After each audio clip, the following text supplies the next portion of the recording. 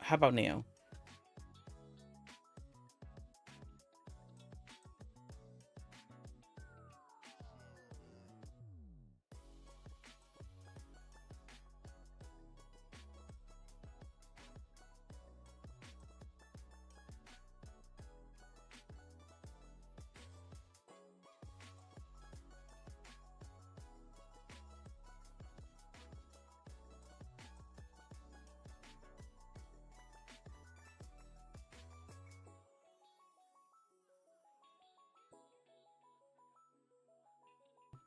Hello? Did I do that? Okay, I think we have everything together.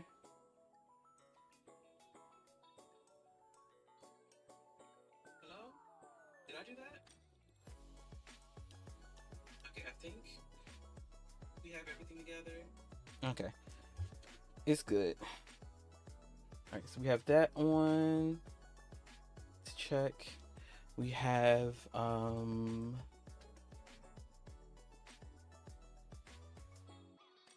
let's turn that off. And then we have this. Okay, we have that. And we should also have, there we go.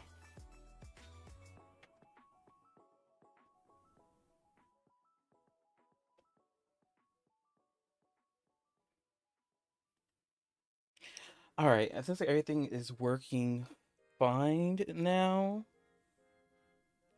I just need to make this smaller. Um, well, welcome in. Is your girl Nalani Love. This is Pop Culture Poppin', where I go over popular issues and topics through the lens as a Black Trans Femme.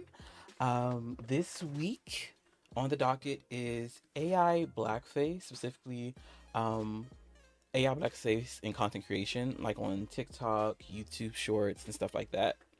Because that's happening, and it's weird. I hate it. Um, and then there's also the issue of um, men, accountability, and community. Um, and two subtopics that's connected to that, not subtopics, but two incidents that happened to that, with one going back a few weeks with the backlash from the Grits and Eggs podcast, and then we have the more recently, like a few days ago, the whole mango situation at Burial Cart, and what some of my comments there. But yeah, hopefully folks have been taking care of themselves. Hopefully you're hydrated, you ate, you did all your wellness checks you need to do before kikiing. Um, and we're going to hop right in. So, on the docket today, first, let me do this for just chatting. And let me also just pause it. So, first, we're going to talk about AI blackface, because this has been a wild, like really wild situation. Um, let me make sure. Did I make sure I was good on? Am I not live on Twitch? Please. Okay. No, we're good.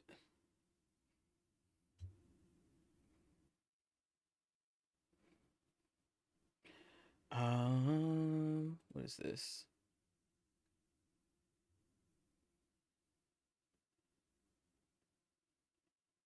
Okay. We're a-okay.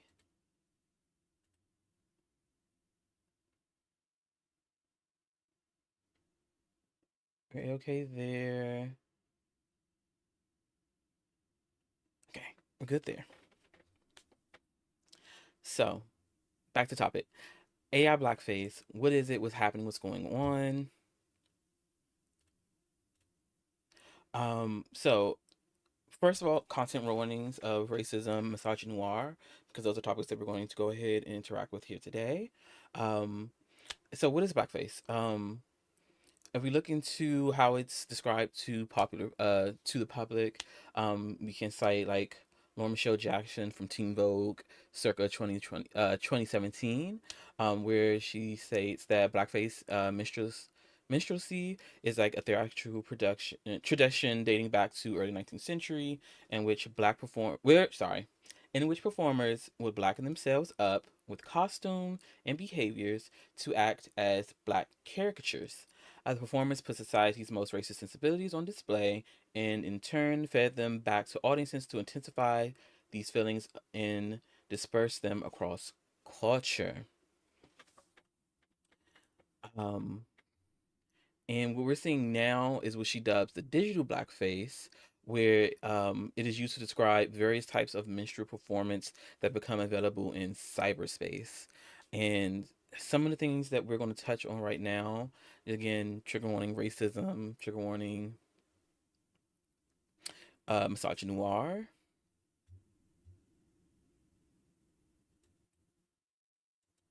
is okay. Hold your seats. Let's do display capture here. Display capture for here. I need to move this. So this is one of the AI blackface contents of people literally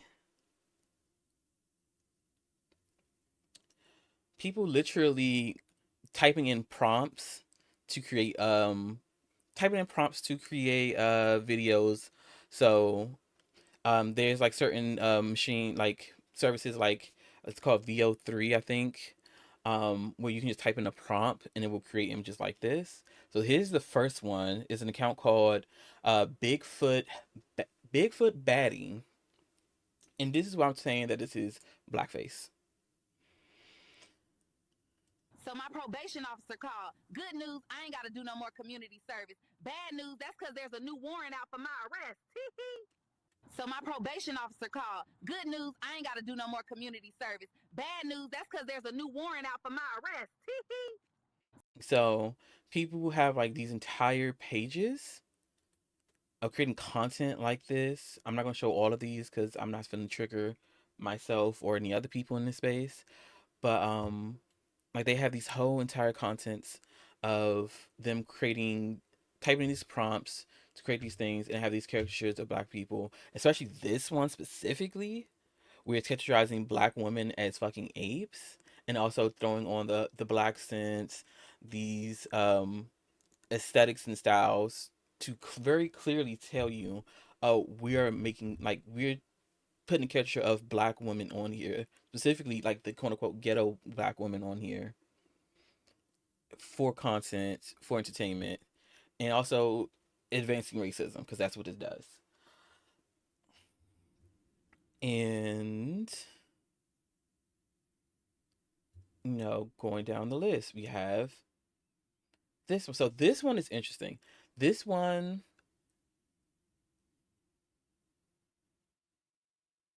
we're not sure if this person is actually, are you black? Because there's all these videos is AI content. And so let me show you how. My man bought me this seafood.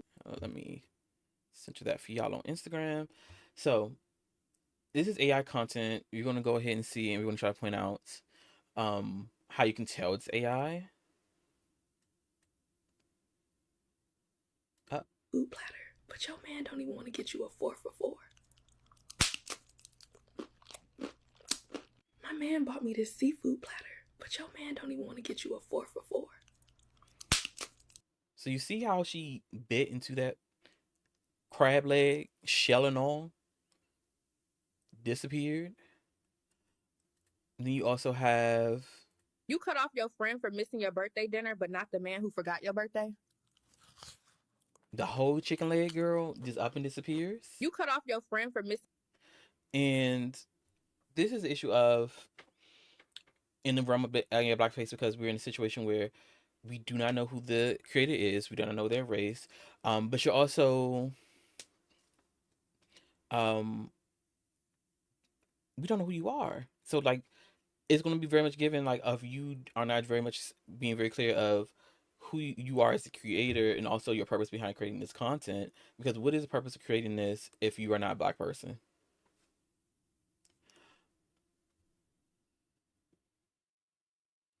And then you have pages like this who are again making these characters like AI characters of black women saying outrageous things to perpetuate stereotypes and racism in so many ways.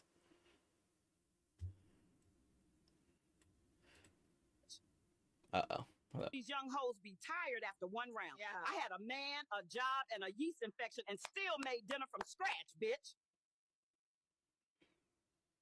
So These run young it back hoes one be more time. tired after one round. Yeah. I had a man, a job, and a yeast infection and still made dinner from scratch, bitch. So just wild, outlandish things that people we ain't doing no more than that. Wild, outlandish things that people are putting to AI prompts to create pages like this on TikTok, and it's just a bunch of different stuff from this specific page. Um, and most of them are, of course, of black people, of these exaggerated emotions and languages and talkings and speech. Um,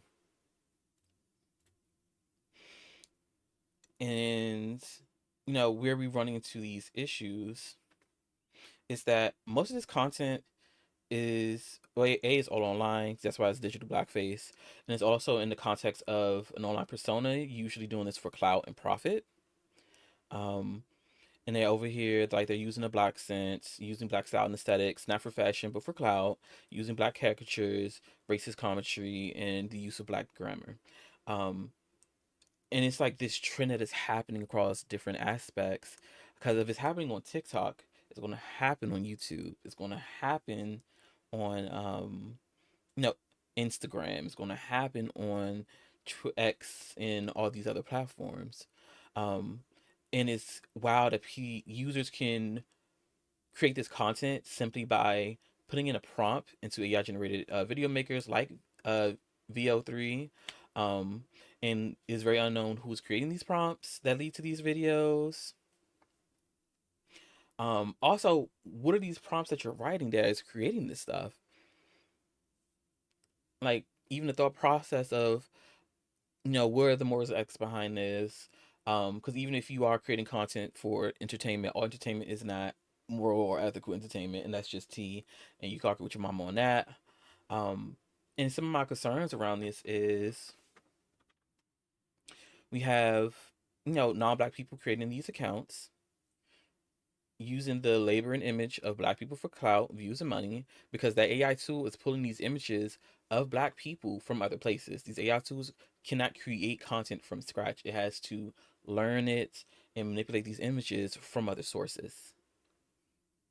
Um, and also, even if we did know that these content creators were black, there's a difference between making black content for black people with nuance and context versus putting black people and blackness on display for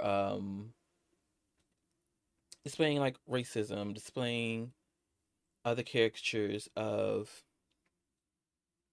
stereotypes on here. Like this is a oh no. Okay, no, it's correct. This is a nuanced thing.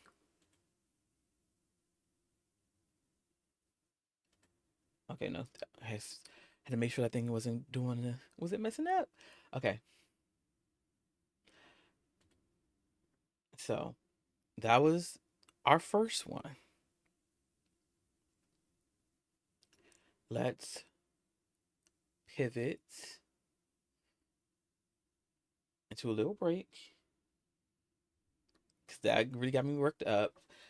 It really got me concerned for the future of content, where we're having these big. Um, Actually, let me switch to this. It's really having me concerned about the future of content, um, because we already know like in when AI first was developing like back in like the 2000s, early 2010s, that AI learns from people, and people already have biases. So they're just gonna learn those biases. Like we've seen it how it does screen recognitions, and recognizing like quote unquote who is hostile and who is not literally by the color of their skin, or who is pretty or who is not literally by like the color of their skin, or now like color of their skin, how they sound, any mannerisms and stuff like that. And also it's like I don't want little black kids seeing this stuff and thinking, oh no, this is cute, this is whatever, hee hee ha ha, because I don't want them to be socialized into their own embarrassment, into their own exploitation. And that's what my biggest concern with this is. Like one of my biggest concerns with this is. Um, but yeah, that was my those are my comments on that. Okay.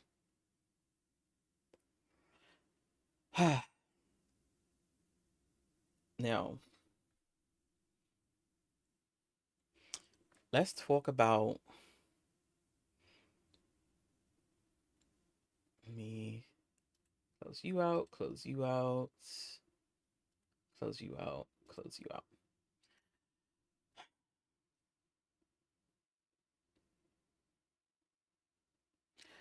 Let's really get into this next segment. My goodness.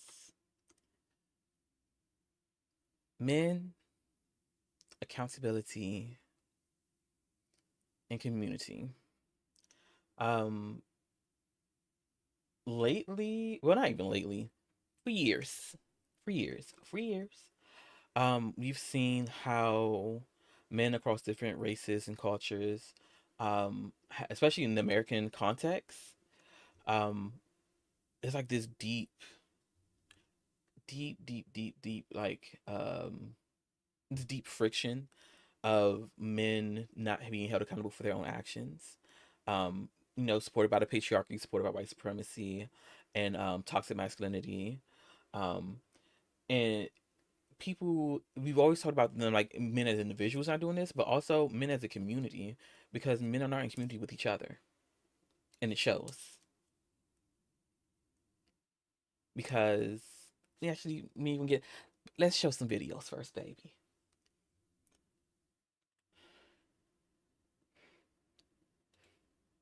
Okay, so men accountability community. So first we're gonna dig into this clip. Um, I'm gonna let it play, and then I'm gonna go ahead and give y'all some context of what happened both in overarching of this episode and how this was prefaced before this exact clip happened.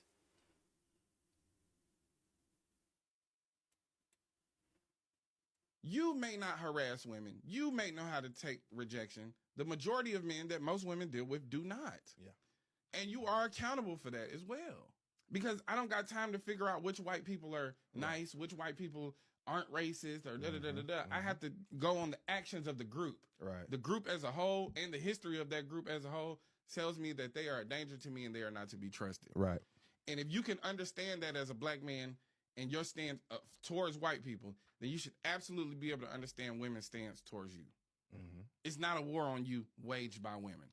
Actually, the war get a little thicker when we start talking about it from the perspective of a woman and the greater society of racism and white supremacy being waged against black people, and then the patriarchal society being waged against women. So they have to deal with two elements. One of those elements we don't have to think about, and honestly, we're perpetuated. Mm. And it's perpetuated against us young to look at women as objects. Right. To look at women only through the lens of a sexual desire and not as the human being that they are. And when you understand how to deal with women on a human level, you understand how much women will enrich your life. Mm. Amen. Amen. You want to turn it up a notch? Yeah. Get you a good woman get you a good black woman in your corner. Amen. Hey man, you want to see your life turn up? Hey. And see, this is the thing though. It's a privilege, bro. It's a privilege. Mm-hmm. You know what I'm saying? We often disregard the power of our black women the spiritual essence that they're gonna bring to things, the knowing, the seeing. You know what I'm saying? Also, too, imagine it. They have to be hyper vigilant because they have to be constantly scanning the room, making sure that they're in a safe situation. Absolutely. You know what I'm saying? When we think about these kids who were clearly in Louisiana having the time of their fucking life because they graduated, and we think about white people's reaction to Black Joy. Oh yeah, that's it's not about civility. It's not about decorum. They don't like to see us happy. That's what it is. Now, how often are women just having a good time, and here come a nigga trying to ruin their fun? Yeah. Let's just be honest. You can call it pandering, but if I was up here caping for white women, you wouldn't even mention that word. If I was up here caping for Hispanic women, you wouldn't even call it pandering. Only when we take pride and show love to Black women do you call it pandering. Get your motherfucking mind right. Use your cabeza. Okay. You may not harass. So that was the clip that had the men folk. You may know how to take rejection. The majority. No, I mean, I don't know why you went ahead and auto started. That was the clip that had men folk in a fucking tizzy. When I say men were crashing out across social media, in the comments, some of the stuff is making it like into the real world. Like hearing guys talk about this here and there who like engage with internet content. The men were not happy. The men were very upset.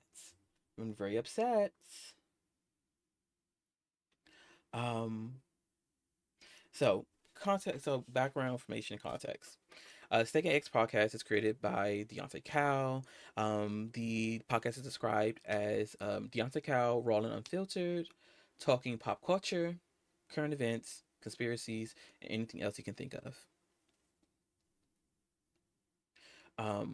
Preceding the clip, in general, the episode was talking about the overall conversations of Diddy and Tory Lanez, of a lot of men trying to essentially like back them up, champion them, and support them, even though like one was found literally guilty for shooting and harming women, and the other one is still on trial and having his whole business aired out in front of his jury of his peers. In this specific segment, Kyle was dissecting the narrative of the war on Black men that we're seeing in a lot of like red pill manosphere spaces online. And they believe like there's a war on Black men and it's being propagated by Black women, which is not the case at all, but it's still perceived that way. And Kyle spoke on how Black women are actually dealing with the same racism and white supremacy as Black men, on top of dealing with sexism and sexual violence from within and outside of the Black community. He broached this clip on how men are not taught how to deal with rejection and how it can lead to sexual harassment and sexual assault of women. Then expands on how men don't want to take accountability for their actions or the actions of their fellow men. And that's when this clip starts. And the responses online of the men folk being pissed, very upset, and very much not understanding that the call is coming from inside the house. There's like he even like foreshadowed like people saying that he's pandering to Black women for some type of cloud love relationship, what have you. A lot of it has it with like the Black men are not, especially like men in general, are not engaging on being accountable for themselves or their community as men. And then there's even some instances where they are blaming Black women for the existing in spaces with men. And I'm laughing because I'm like, I don't know any other way to deal with this foolishness. Like literally a lot of some arguments are like, oh, they need to get out of the environment instead of changing the environment to treat women as human beings that, you know, are worthy of respect and human rights. Um, and my thoughts is like, first and foremost, he ate the menfolk up. He ate the menfolk up, and they're upset not just because of what he said, but also how he said it and who it's coming from. Because looking at him now, it's like these are like the time of men. These are the boys you see run away. Okay, at the barber shop, these are the boys you chopping it up with. And in some cases, these are boys like, you know what? I want to be like him. Like he is popular, he got money, yada yada yada. But hearing that for something that you perceive is positive in the context of toxic masculinity of the patriarchy, is really causing like that cognitive dissonance and friction within specifically like the black men community, but overall disconnects to the community of men in general, especially in the American context. Um, I am glad the call came from within the house because this has been something that black women and other like non-men and mass identified people in the black community have been saying for years, and black men do not want to listen. Also, sweetheart, if you're not black, do not interact with this.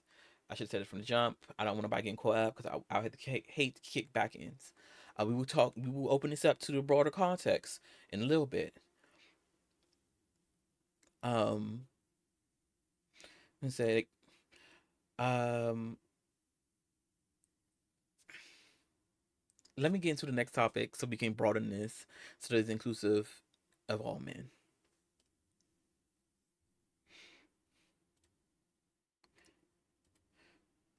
The next context is a few days ago, there was a live streaming event called Burial Card is hosted by um, Ludwig, has been doing it for the last 3 years. The context of Burial Card is essentially like a drunk Mario Kart tournament, um, which is not an uncommon thing, but this is done on such a grand scale. Like I believe this year they got 600,000 views, if I remember correctly. So this is large scale. Every burial cart situation is different. Like sometimes it's just like you literally just drinking alcoholic beverages and playing the game. Sometimes like if there's a certain call out, you have to do it. Be it get hit by a certain object in the game. You gotta take a drink. You lose. Stuff like that. Please, please, please, please, please, please, please, please, please, please, please.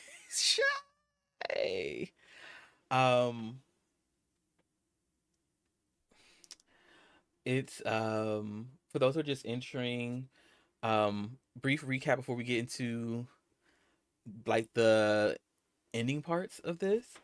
Um, we talked about AI blackface happening on TikTok and other platforms of people literally using AI creation tools to create digital blackface.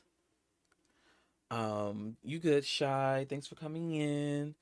Um, we talked about that. We showed the different TikTok videos where people were literally like creating AI caricatures of black women as literal apes, using black scents, wearing black fashions, and having these like, very exaggerated voices and actions to create content, usually for clout and profit. And that's the T. Oh yes, when I say there's millions of views, okay. I'll backtrack a little bit so I can put the people coming in on.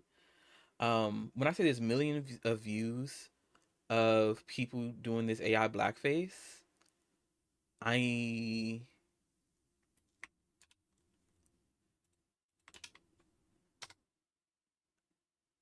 we gonna do this video. I'm gonna be upset. You're all gonna be upset. Trigger warning, content warning for racism and misogynoir. Um, So my probation officer called. Good news, I ain't got to do no more community service. Bad news, that's because there's a new warrant out for my arrest. So my probation officer called. Good news, I ain't got to do no more community service. Bad news, that's because there's a new warrant out for my arrest. okay. So this is all AI. This is not somebody in a suit. This is literally AI content created, and there's a whole page, 39,000 followers, 1.1 million views. This is a whole thing happening on TikTok right now, because it's not just them. Um, we also have this other one. I'm gonna do then after this video. We're gonna switch back into men and accountability. These young hoes be tired after one round. Yeah. I had a man, a job, and a yeast infection, and still made dinner from scratch, bitch. Again, this is the wild stuff that is happening of AI These young hoes be blackface. tired after one round. Yeah. I had a man, a job, and a yeast infection, and still made dinner from scratch, bitch. These young hoes. Okay. Hi. Nice seeing you on Instagram. But yeah, so like people are using AI to create content of blackface, of digital blackface of black women, black people in general, but specifically in these contexts it's like of black women. Because this is not real. This is not your aunties on the porch. None of this video is real.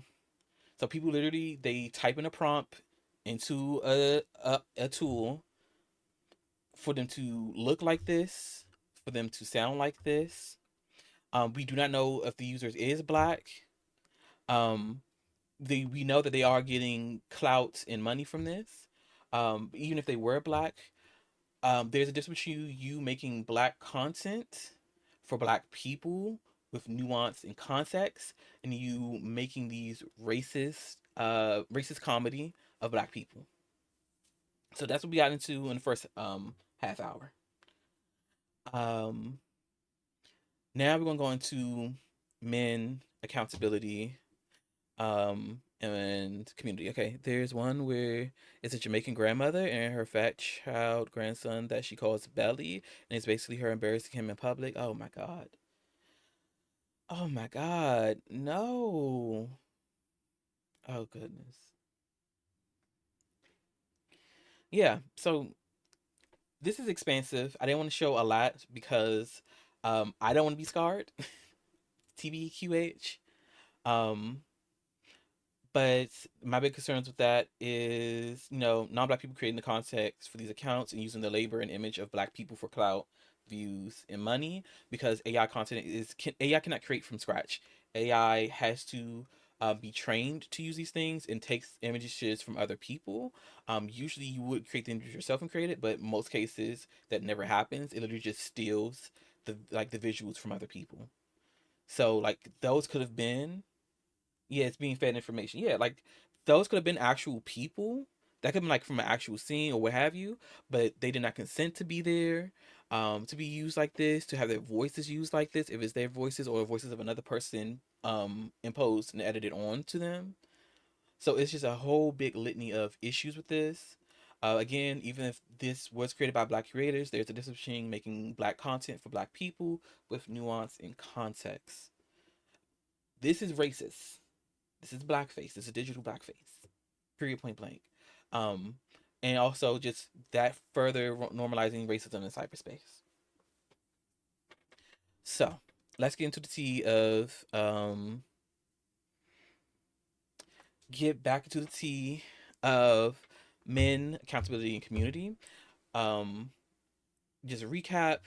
There's this podcast called Grits and Eds, created and hosted by Deontay Cowell. He goes over pop culture, current events, conspiracies, anything else he wants to talk about. And the men folk were in a tizzy because of this clip. I'm gonna play the first few seconds because we already watched it earlier. But you may not harass women. You may know how to take rejection. The majority of men that most women deal with do not. Yeah. And you are accountable for that as well. Because I don't got time to figure out which white people are nice, which white people aren't racist, or da-da-da-da-da. I have to go on the actions of the group. Right. The group as a whole and the history of that group as a whole tells me that they are a danger to me and they are not to be trusted. Right. And if you can understand that as a black man and your stance towards white people, then you should absolutely be able to understand women's stance towards you. Mm-hmm. It's not a war on you waged by women. Actually, the war get a little thicker when we start talking about it from the perspective of a woman and the greater society of racism and white supremacy being waged against black people, and then the patriarchal society being waged against women. So they have to deal with two elements. One of those elements we don't have to think about And honestly, we're perpetuated. And it's perpetuated against us young to look at women as objects. Right. You know, to look at women only through the lens of a sexual desire and not as the human being that they are. And when you understand how to deal with women on a human level, you understand how much women will enrich your life. So, there's many different chops up of this clip, but that first section is the main section that the men onto internet and what we call like red pill places where, you know, you are rewarded and build community around hating women. The whole like the manosphere situation, like when I say people were crashing out in the tizzy over this, and the responses being some of the responses for this being that he's pandering because he talks about later like because I'm saying this about black women, y'all think I'm pandering, which is wow because again in the video he said earlier, if I was saying this about Latinas, if I was saying this about white women or any other woman that's not black, you would not call this pandering. You would think, oh, this is okay, this is normal. A lot of responses on internet have been you know, black men just not engaging with it. They will not engage on being accountable for themselves or the community as men. Some even went as far as blaming black women for existing in spaces for men, saying that they should get out of the environment if they're in environments where men are being predators and putting like they're faced with violence with them. They say, oh, you should just get out of the environment instead of changing the environment so that women are treated as human beings that are worthy of like literal respect and human rights. Like this is what's going on. This is what's going on. So eventually, victim blaming. Correct. Correct. So I'm gonna tie this into the larger thing because this is for black people, and I don't want the non-black people to engage and get their backs kicked in because it will happen. And it will happen for me. But you know, my quick thoughts on this is like, one, sweetheart, you ate them up. The men folk got ate up and they got upset. And they were upset because not only about what he said and how he said it, it's because when you look at this man, that's brother and them from around the way. I'm seeing him at the spades table. I see him at the barber shop. You know, when I go get my hair, you know, come from the hair salon next door. Okay. Back when I used to indulge in drinking, you know, I would see him around. Like this is the guy that you see around, but also it's the guy that you all see as that's the homie. Something y'all aspire to be him because he's popular and stuff like that. And they having like that internal conflict of, oh, this is someone that, you know, W masculinity, I should be like him. But then he's like saying, you need to get your shit together. You need to also be accountable as an individual and also as a community. And that's that big, big conflict that is causing across like black men in online communities, and sometimes it's been flowing into the real world. Like these are conversations that are now popping up here and there amongst men folk. So let me connect this to the overarching men and accountability. Because we had this event called, there's a situation called like the Mango burial cart situation. What is burial cart first? For context, burial cart is a drunk Mario Kart tournament hosted by Ludwig. This has been happening for the last 3 years. It gets a lot of coverage. This year they got about 600,000 views on the coverage. So literally introducing alcohol to basically introducing drinking games into Mario Kart for content. That's what happens. Who is Mango? Mango is an American professional Super Smash Brothers Melee player and streamer. Used to be in the esports league. Unfortunately, now with this current situation, he is not, from my understanding. And what happened? I'm gonna move because I want Deontay Cal to be associated with this. Mango at the event, Mango was inebriated. This man was drunk off his ass. Um, and I believe they like were doing like this weird thing where they would like breathalyze people, not for like their safety and well being, but to like celebrate how drunk they were. And he hit like a 3.2, and if I remember correctly, hitting a 4.0 on a breathalyzer is like like has very serious negative health connotations. Like it was bad. He was inebriated in this, and while he was inebriated, when he was drunk, to make it more clear words, he sexually harassed fellow streamers by humping near them, damn near on them, or touching them without consent. So here's one of the first, trigger warning for sexual harassment. Um, so I want you all to take care of yourself if you need to. But I want to play the clip of one of the situations of what happened. See, we're not drunk, guys. Yeah, we're not drunk. But Mango, on the other hand, No. he's humping toes. No. End the stream. End it. End the stream, Mango says. End the stream. So this is what is happening, and this is not just what has happened to them. This is not a one-off instance of him sexually harassing specifically like women in this space. Because there was other women. There was so many other clips that happened. I only have 2 for you all today because it is a lot, and I don't want to like have people to deal with that. But I wanted to show you like this is what was happening.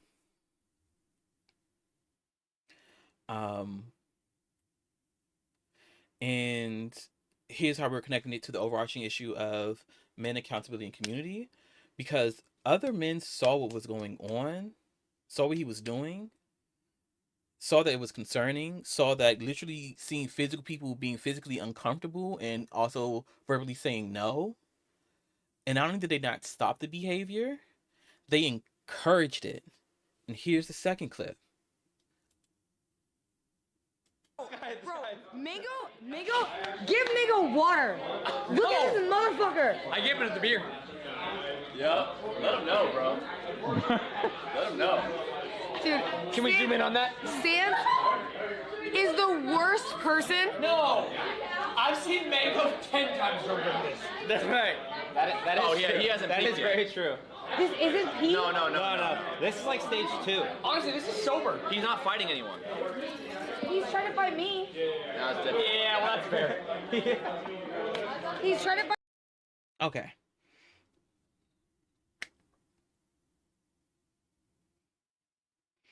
So, they see him clearly drunk off his chair. See him being weird. Yeah, saying, well, that's fair is wild. They see him clearly drunk, clearly inebriated, clearly doing things that are very uncomfortable. Clearly other people are concerned, mostly these people being women. And instead of stopping it, they are encouraging him, saying, what do you say? Was it show it how it's done? Let him know. Let him know. Let him know. Oh, he's drunk before. This is not even peak. This is not even the worst. I'm like, what do you? So you all know this is translates to me. This is what he does, and you all are okay with this. And you're okay with this in this setting. Because this is the 3rd year this is going on. So I don't know if this happened the year before, the first 2 years before or not, if he was invited the first years before or not. But this lets you know, like, we're in this space, or these people know him well enough to know, like, this is a behavior that he's doing, both in terms of being clearly inebriated and not be able to handle his liquor, and him harassing people, sexually harassing people when he's drunk.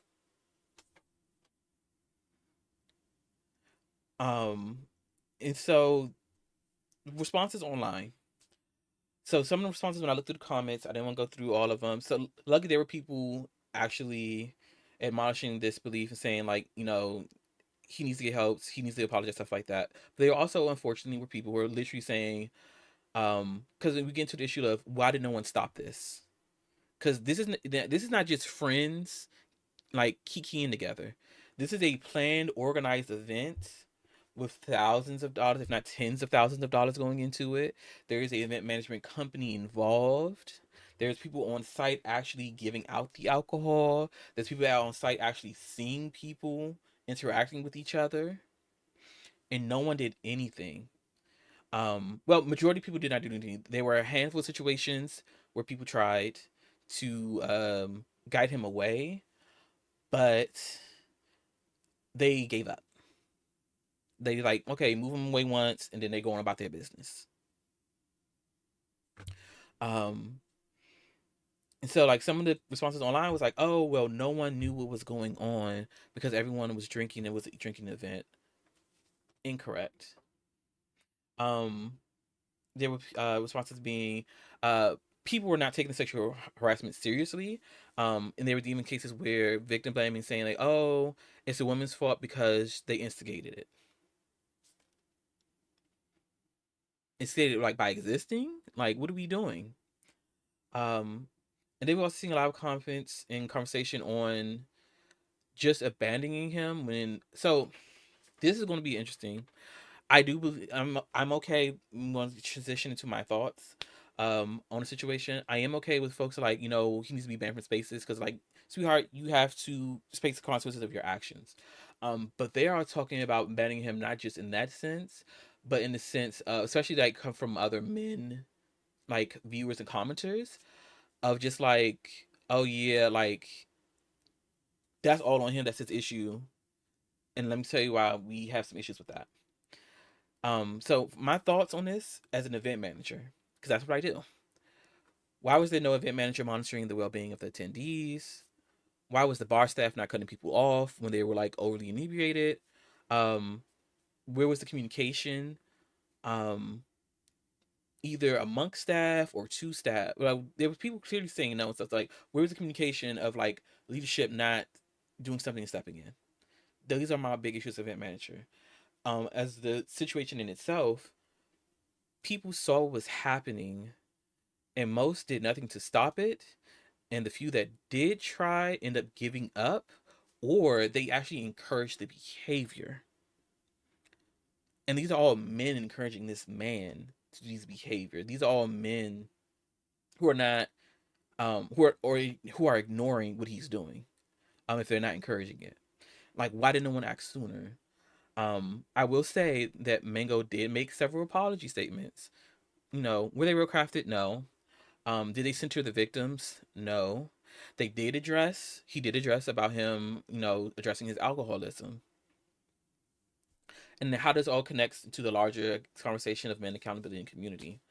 For both the Mango situation and the Grits and Eggs podcast backlash speaks volume about the culture of men not taking accountability for themselves or their fellow men.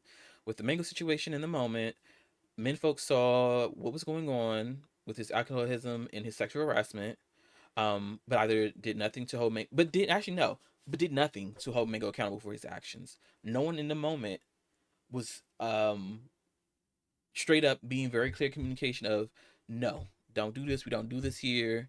You need to sit out. Like, you get you some water, cool down, what have you. Like, we don't do this here. Or packing him up. I'm like, you know what, baby, you got to go home.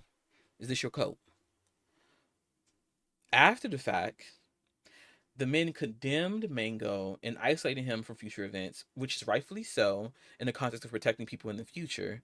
However, they did not hold themselves accountable for not stepping up and saying what actions they are going to take to prevent this from happening again.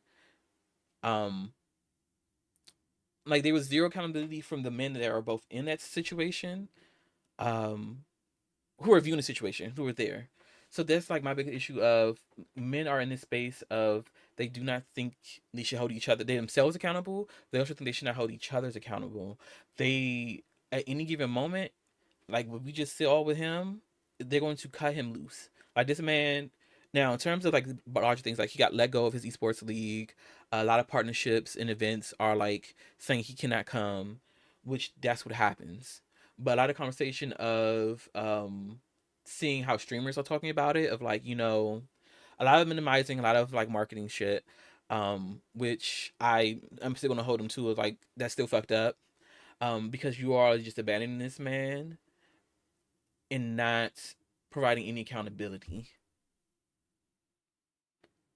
And that's what we have this issue with men and them understanding like, sweetheart, you can't have one. you cannot have accountability without community, and they need a community of men to hold men accountable. And this lack of men having this is the biggest issue. Like it's this big friction of men not want to be held accountable because of white supremacy and patriarchy and toxic masculinity, saying like, oh, like you should never be at fault. You are always in the right. You should never be seen as anything less than an expert or someone to come to and stuff like that. Um, and also, you always sacrifice anyone who does not fit into the role of the masculine, of the patriarchal, of the white supremacist, because Mango's making them look bad as men, so they're cutting him loose, so they don't have to go ahead and deal with that. Versus saying, you know what, this is not okay. This is why it's not okay. Here's how we're going to prevent this from happening. Granted, for the streamers who are like cutting him off, I do not know if they are personally his friend and stuff like that, because that is a big difference in the community. Um, but